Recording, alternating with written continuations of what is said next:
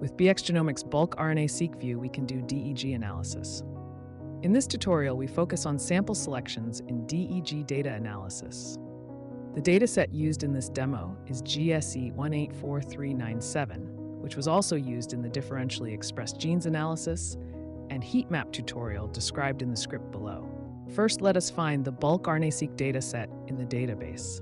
Use the GSE number, we can find the dataset in the database. Click on the Quick View. The default plot shown in bulk RNA view is the PCA plot of the bulk RNA-Seq dataset. It helps to assess sample similarity.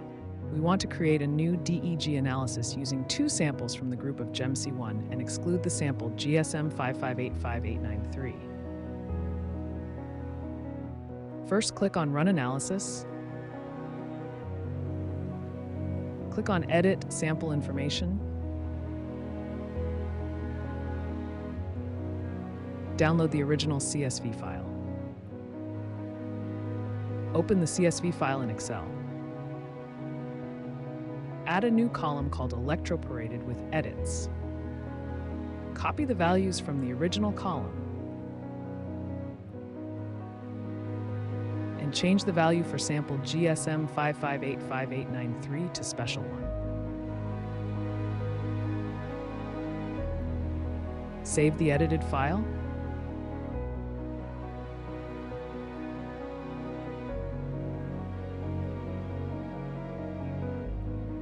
And upload it back to the system.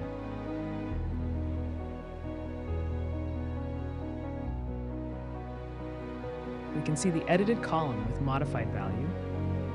Now we create a comparison for GEMC1 versus control. We can use the new column. This time, two samples in the GEMC1 group can be selected for the new comparison. Then select the control and the methods. New analysis can be created.